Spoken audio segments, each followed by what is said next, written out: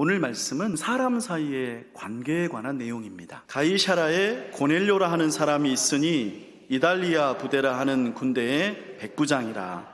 그는 경건하여 온 지방과 더불어 하나님을 경외하며 백성을 많이 구제하고 하나님께 항상 기도하더니. 성경은 고넬료라는 사람을 소개합니다. 그는 군인입니다. 로마 군대의 지휘관이죠. 백부장이라고 하는 계급은 부하를 100명 정도 통솔하는 장교를 가리킵니다. 그런데 이 사람 다소 의외로 하나님을 잘 믿는 모범적 신앙인이라고 소개됩니다. 그래서 2절까지를 그냥 우리가 대충 보면요, 이 고넬료가 매우 열정적인 신앙인인 것처럼 보입니다. 배경이 로마적인데 오히려 하나님을 경외하고 구제하고 항상 기도한다고 하니까 말이죠. 하지만 다시 잘 들여다보면요, 꼭 그렇지는 않습니다. 2절에 쓰인 경건하여와 경외하며 라는 표현은 그냥 신앙이 좋다 하는 뜻으로 쓰이는 말은 아닙니다. 하나님을 경외하는 사람들이라는 용어인데, 그러니까 이들은 유대인이 아니면서 유대교의 신인 하나님을 믿는 거죠. 근데 한 가지 특이사항이 있어요. 하나님을 믿지만 유대교로 개종하지는 않은 것이에요. 그러니까 유대교인이 아닌 거죠. 그래서 어떻게 합니까? 2절을 가만히 다시 보면요, 그는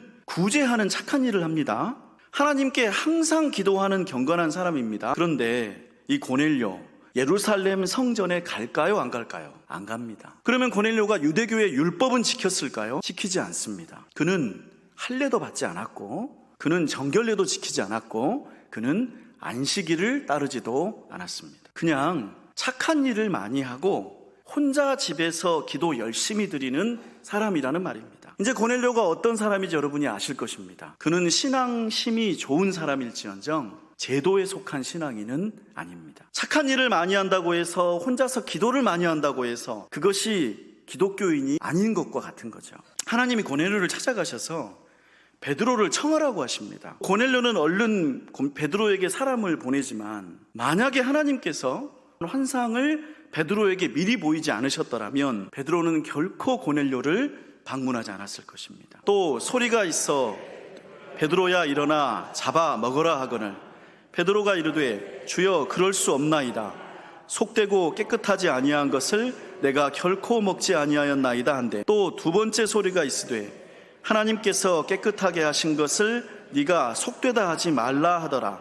이런 일이 3번 있은 후 그 그릇이 곧 하늘로 올려져 가느니라. 그러니까 하나님이 수고스럽게 베드로에게 이 식재료 환상을 3번이나 반복해서 보여주시면서 하나님이 깨끗하다 한 것을 베드로 네가 스스로 속되다며 거절하지 말라고 하시니까 내가 뭔가 고집 부리면 안 되는가 보구나 싶어서 베드로는 고넬료의 집을 찾아가게 된 거예요. 우리는 여기서 중요한 사실을 발견합니다. 여러분, 고넬료도 하나님을 믿는 사람이고요, 베드로도 하나님을 믿는 사람입니다. 그러나 고넬료는 로마인이었고 베드로는 유대교도였습니다. 두 사람은 같은 하나님을 믿었지만 서로 어울릴 수 없었습니다. 베드로 입장에서 보면 고넬료는 너무 편하게 신앙생활하는 사람이에요. 반면에 고넬료 입장에서 보면 베드로는 어쩌면 너무 많은 것을 요구하는 사람일 수 있습니다. 아마도 고넬료는 그 다음 날부터는 베드로를 피해서 다녔겠죠. 그런데 이 두 사람 그렇게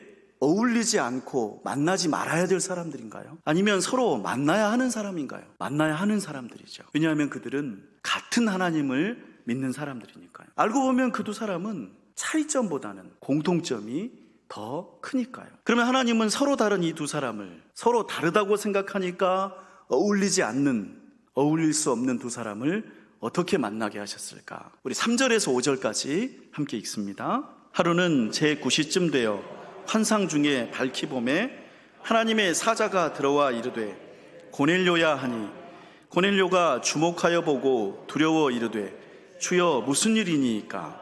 천사가 이르되 내 기도와 구제가 하나님 앞에 상달되어 기억하신 바가 되었으니 네가 지금 사람들을 요바에 보내어 베드로라 하는 시몬을 청하라. 하나님은 먼저 고넬료를 찾아가십니다. 그리고 그를 칭찬하십니다. 그를 칭찬하셔요. 너의 기도와 구제가 하나님 앞에 상달되어 기억하신 바 되었다고 합니다. 근데 하나님 참 은혜로우신 분이에요. 고넬료는 분명 반쪽 신앙인입니다. 반쪽이 모자랍니다.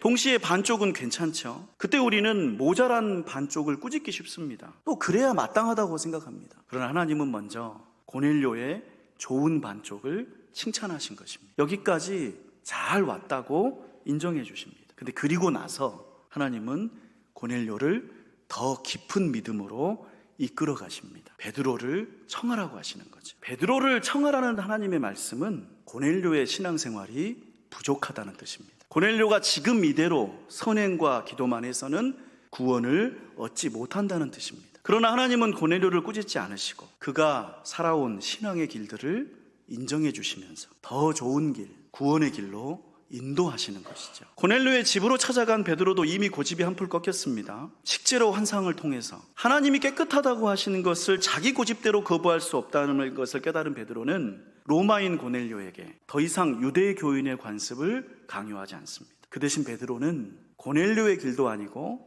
유대 교인의 길도 아닌 새로운 길을 알려줍니다. 만유의 주 되신 예수 그리스도로 말미암아 화평의 복음을 전하사 이스라엘 자손들에게 보내신 말씀. 베드로는 고넬료에게 화평의 복음을 전합니다. 여기서 화평의 복음이라는 말은 깊은 의미를 갖습니다. 고넬료와 베드로 사이에는 우리가 서로 다르다는 생각, 서로 어울릴 수 없다는 생각, 그리고 갈등과 불화가 가로막고 있었기 때문이죠. 같은 하나님을 믿으면서도 한 사람은 로마인이면서 유대인 되기를 거부했고 한 사람은 기독교인이면서 유대교의 오래된 관습에 매일 수밖에 없었는데, 그래서 두 사람은 같은 배경을 공유하면서도 점점 더 서로 멀어질 수밖에 없었는데, 유대교도 아니고 로마의 문화도 아니고 오직 예수 그리스도로 말미암아 두 사람은 한 자리에서 만나게 된 것이죠. 화평을 이룬 것입니다. 베드로의 입에서 나온 화평의 복음이라는 말, 그것은 우연히 튀어나온 말이 아니라 이방인과 유대인이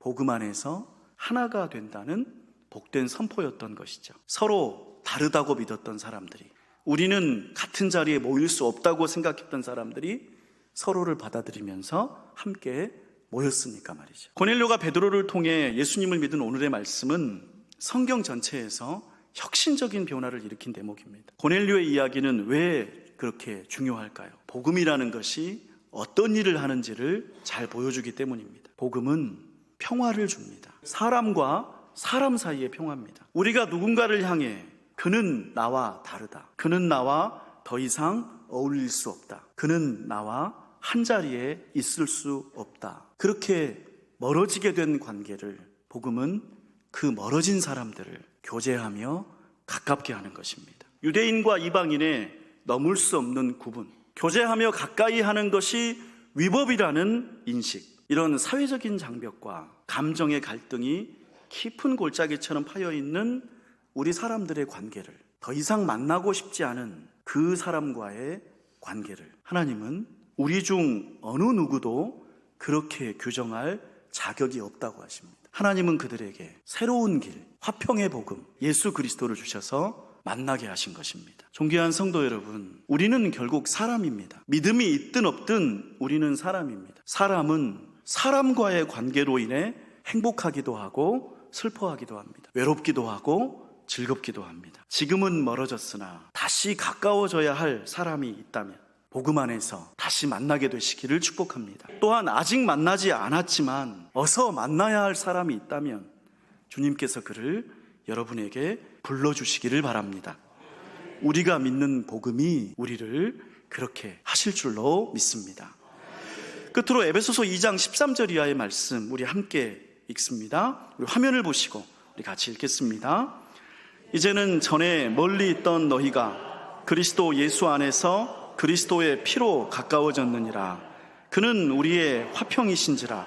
둘로 하나를 만드사 원수된 것 곧 중간에 막힌 담을 자기 육체로 허시고 또 십자가로 이 둘을 한 몸으로 하나님과 화목하게 하려 하심이라. 원수된 것을 십자가로 소멸하시고 또 오셔서 먼 데 있는 너희에게 평안을 전하시고 가까운 데 있는 자들에게 평안을 정하셨으니 이는 그로 말미암아 우리 둘이 한 성령 안에서 아버지께 나아감을 얻게 하려 하심이라. 아멘.